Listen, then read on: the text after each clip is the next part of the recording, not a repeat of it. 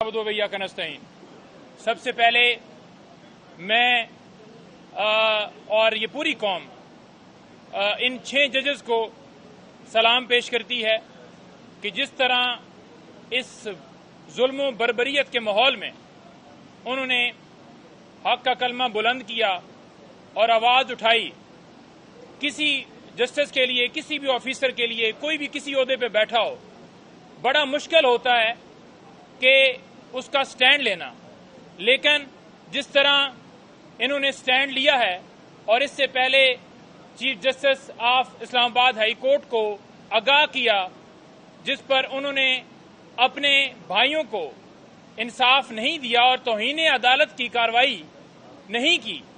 اگر آپ دوسری طرف دیکھیں تو جج زیبا چودھری کیس آپ کے سامنے ہوگا کہ جب خان صاحب نے صرف یہ کہا تھا کہ ہم کارروائی کریں گے، تو اس کے اوپر اس وقت کے چیف جسٹس اطہر من اللہ صاحب نے فوراً ہی سو موٹو لیتے ہوئے اس کے اوپر بینچ بنا کر توہین عدالت کی کارروائی کا آغاز کر دیا تھا.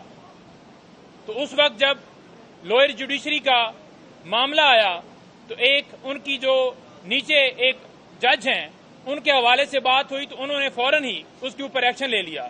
تو کیوں چیف جسٹس صاحب نے اس کے اوپر ایکشن نہیں لیا؟ اور اس کے بعد انہی 6 ججز نے سپریم کورٹ کے چیف جسٹس آف پاکستان کو یہی گزارش کی، لیکن اس کے اوپر بھی کوئی ایکشن نہیں لیا گیا. اور یہی بات ہم دیکھ رہے ہیں کہ اوور آل آج تک پاکستان تحریک انصاف ہو، عمران خان صاحب کے کیسز ہوں، اسی طرح سے عدالتوں کو مجبور کیا جاتا رہا. اور اس لیٹر نے عمران خان اور ہم جو ہمیشہ کہتے تھے کس طرح سے کیسز بنائے گئے ہیں اس کے اوپر مہر ثبت کر دی ہے. 300 وکلاء کے خطوط نے اور جسٹس ریٹائر تصدق گیلانی کے بیٹے وہ بھی اس میں شامل ہیں جنہوں نے یہی کہا کہ سو موٹو لیا جائے.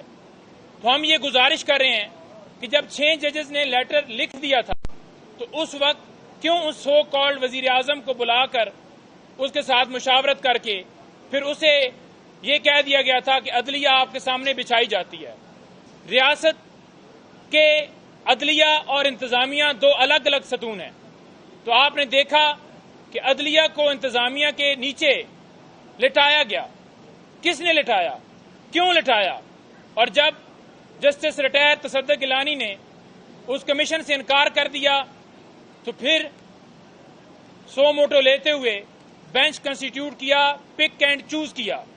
ہم یہ مطالبہ کرتے ہیں ایک تو فل کورٹ ہونی چاہیے اور دوسرے نمبر پر قاضی فائز عیسیٰ صاحب اور جسٹس منصور صاحب یہ دونوں اس سو کالڈ وزیر اعظم کے ساتھ ملاقات کے اندر بیٹھے ہوئے تھے.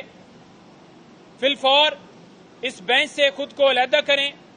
وہ اپنا مائنڈ پہلے ہی ڈسکلوز کر چکے ہیں، وہ اپنا مائنڈ پہلے ہی ظاہر کر چکے ہیں.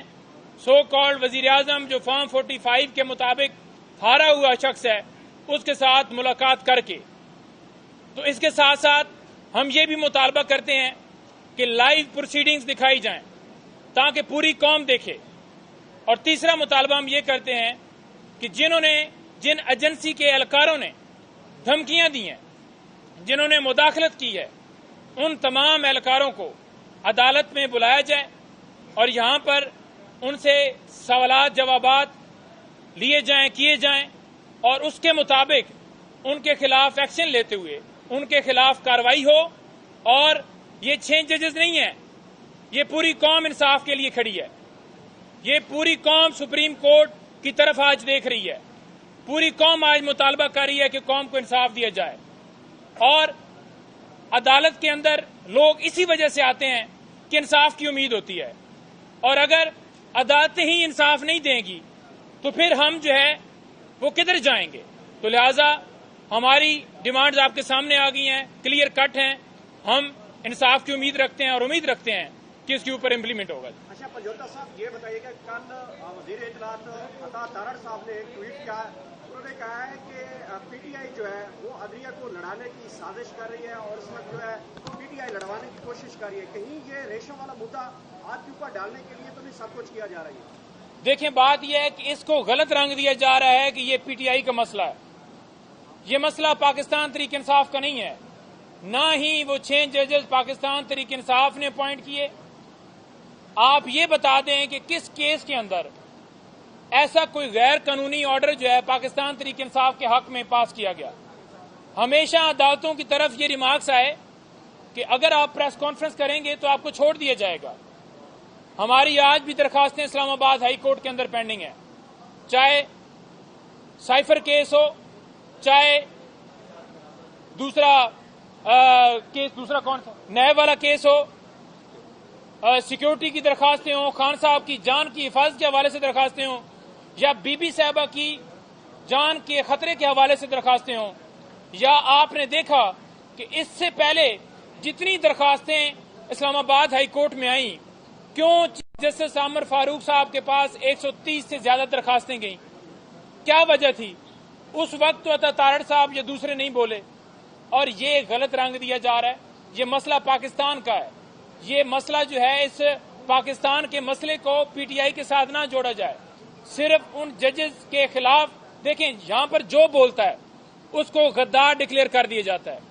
آپ نے دیکھا کہ کمشنر راولپنڈی نے جب بیان دیا تو فوراً ہی اسے اغوا کر کے پھر اس سے بیان جو ہے اس کی تردید کروائی گئی.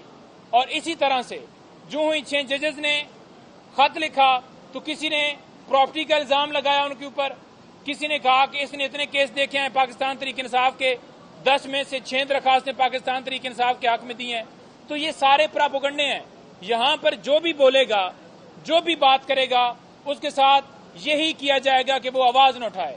اور دوسرے نمبر پر یہی پی ایم ایل این ہو، پیپلز پارٹی ہو یا دیگر جتنی جماعتیں ہوں، جب بھی اداروں کی طرف سے مداخلت کی گئی تو اس وقت یہاں پر کھڑے ہو کر انہوں نے کہا جی کہ دیکھیں جی عدلیہ کے اوپر حملہ کیا جا رہا ہے، عدلیہ کے اندر انوالومنٹ کی جا رہی ہے، یہ ایجنسیاں یوں کر رہی ہیں، یہ کر رہی. اس وقت کیونکہ وہ بینیفیشری ہیں، ان کو فارم 47 کے اندر 10 روپے کی پنسل کے ساتھ دھاندلی کر کے بنایا گیا ہے، تو لہٰذا وہ کہتے ہیں کہ جو جج